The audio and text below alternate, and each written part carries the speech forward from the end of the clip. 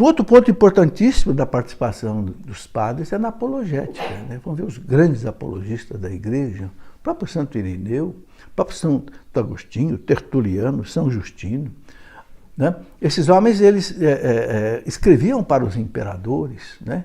Por exemplo, Aristides de Atenas, que morreu em 130, ele escreveu para o imperador Adriano, que já era perseguidor da igreja. Justino, São Justino, que morreu mártir em 165, escreveu o seu apologético para o Antonino Pio, defendendo os cristãos e a fé católica. Tertuliano escreveu para o Marco Aurélio, aquelas frases que nós conhecemos muito bem, vede como se amam, né? O sangue dos mártires é semente de novos cristãos, imperador. Não adianta o senhor ficar aí matando os cristãos nas arenas romanas, que quanto mais sangue cai nesse chão, mais brotam cristãos. Então essa participação deles na apologética foi muito importante.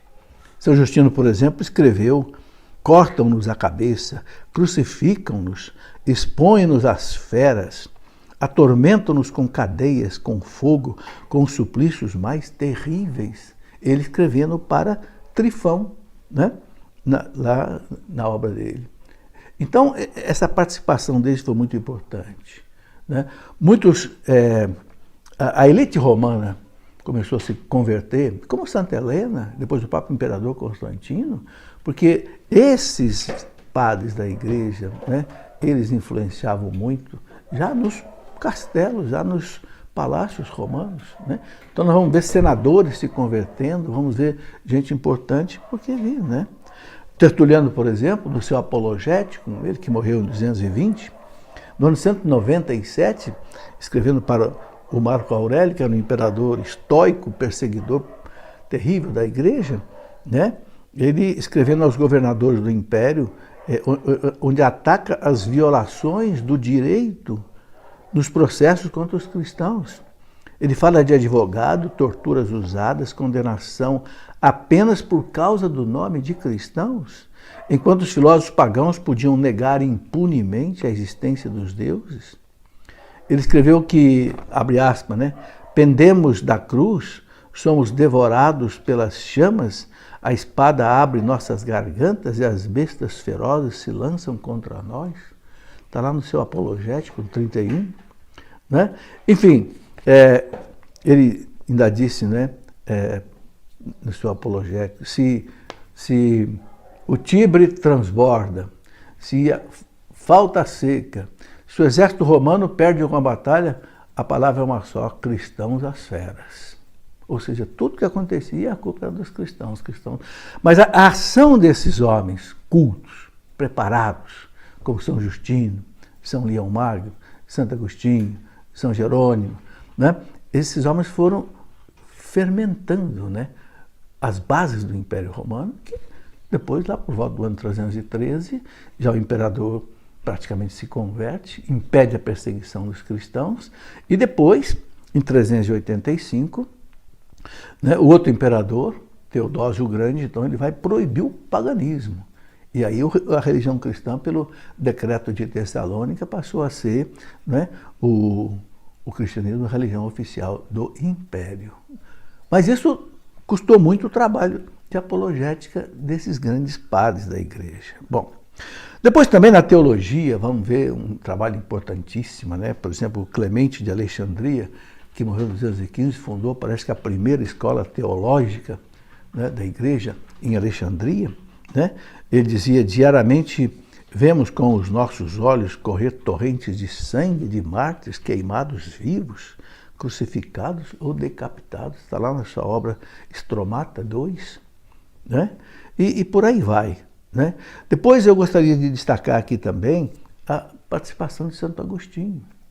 Quando o império estava já desabando no tempo dele, e os mártires e os bárbaros já tomando ali o norte da África, tomando as suas cidades, Santo Agostinho, e os pagãos culpavam a igreja pela queda do império, porque a igreja não, esses pagãos não prestam culto aos deuses, então os deuses estão se vingando de nós. Então Santo Agostinho vai e escreve a De Civitate Dei, a cidade de Deus, né? Realmente em resposta a esta acusação dos pagãos contra, e essa obra se tornou clássica, né? a cidade de Deus. Depois nós temos também muitos mártires entre os padres da igreja. Vamos encontrar aí, por exemplo, né, Inácio de Antioquia, que não deixa de ser um padre da igreja, mártir no ano 107, no Coliseu. São Policarpo de Esmirna, gigante São Policarpo, que deu um testemunho heróico ali na arena de Esmirna. Depois Santo Irineu de Leão, São Justino, São Cipriano de Cartago, foram muitos mártires, né, que deixaram. Depois, uma outra participação muitíssimo importante dos padres da igreja foi exatamente no combate às heresias. Desde o gnosticismo, que foi a primeira que os próprios apóstolos tiveram que combater, Pedro, Paulo, João, mas entram aí, né, no combate contra o gnosticismo, o próprio Santo Irineu, que talvez tenha sido a obra mais importante, né, a diversos hereges, e o gnosticismo era tão difícil que Irineu compara vencer o gnosticismo como se você tivesse que pegar uma fera numa floresta, onde a fera se escondia atrás de cada árvore. Cortava-se uma árvore, ela se escondia atrás de outra. Então Irineu faz essa comparação. Foi como que precisassem cortar todas as árvores da floresta para conseguir pegar a fera, porque o gnosticismo era mutante, né?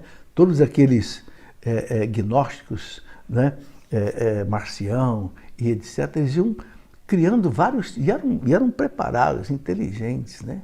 Aliás, Santo Agostinho diz que nenhum herege é pouco inteligente.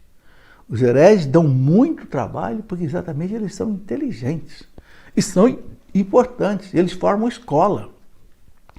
Então, quando surgiu o arianismo, por volta do ano 325, que a igreja teve que combater no Concílio de Nicéia, 325, principalmente com o trabalho heróico de Santo Atanásio, que chegou a ser exilado 5 vezes, porque os imperadores romanos do Oriente se tornaram arianistas, né? Influenciados por Eusébio de Nicomédia, e até o próprio Eusébio de Cesareia cedeu um pouco ao arianismo.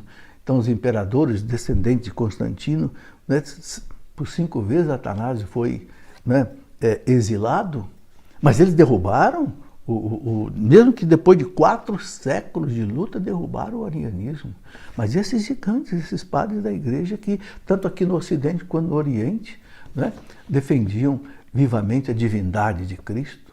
E depois vem o macedonismo, no ano 381, né, em que Macedônio, patriarca de Constantinopla, veja, patriarca de Constantinopla, assim como o Ário do arianismo era um presbítero famoso de Alexandria, Macedônio, que negava a divindade do Espírito Santo, era um homem também patriarca de Constantinopla, não era um João Ninguém, né? Mas aí vem o Concílio de 381 de Constantinopla I e derruba de novo mais uma heresia. E esses padres todos que enfrentaram ali o arianismo enfrentam agora, né, o macedonismo, a negação do Espírito. E aí vamos ter então o credo niceno-constantinopolitano, falando que o Espírito Santo é Deus. Foi ele quem falou pelos profetas. Procede do Pai e do Filho, com o Pai e o Filho é igualmente adorado. Depois temos outras heresias, né? Santo Agostinho, no tempo dele, teve que enfrentar o donatismo e levou a questão para Roma, e o Papa condenou o donatismo, também já tinha o novacionismo de Novato, né? E Santo Agostinho vai dizer aquela frase célebre, né? Roma locuta, causa finita. Roma falou, encerrada a questão. Mas um Santo Agostinho da vida, ele teve que enfrentar 4, 5 heresias. O maniqueísmo, porque ele foi maniqueísta, né? Enfrentou aí o arianismo, enfrentou o donatismo, enfrentou o próprio macedonismo, né? Depois nós tivemos, né, o nestorianismo, de Nestório, que negava que Nossa Senhora era a mãe de Deus. Então nós vamos ver no concílio de Éfeso, 431, a figura extraordinária de São Cirilo de Alexandria. O grande São Cirilo de Alexandria vai lá e defende a maternidade divina, o dogma da maternidade divina com unhas e dentes, né? E o concílio termina chamando Maria de Agios Theotokos, Santa Mãe de Deus. Então a participação da patrística aí foi fundamental. Tivemos também outras heresias, como o monofisismo, né? Monofisismo de Eutiques, né? Monge famoso de Constantinopla, que negava né, que Cristo tivesse a natureza humana. Eu achava que o Verbo tinha engolido a natureza humana. Então Cristo não seria homem perfeito. Então entra São Leão Magno, escreve o Tomos a Flaviano e diz, não, Cristo é perfeitamente Deus e perfeitamente homem. Ele tem, né, a natureza humana, a sua pessoa é o Verbo, mas no Verbo tem duas naturezas, humana e divina. Senão ele não pode ser o Salvador. Se ele não é homem, não é Deus, ele não pode ser o pontífice, a ponte entre Deus e o homem que o pecado original tinha derrubado. Né? E depois já tinha tido uma outra heresia que negava, né, que Jesus Cristo tivesse alma humana, né? Apolinário, de Laodiceia, e os padres da igreja vão derrubar também essa heresia. Não, Cristo tem uma alma humana.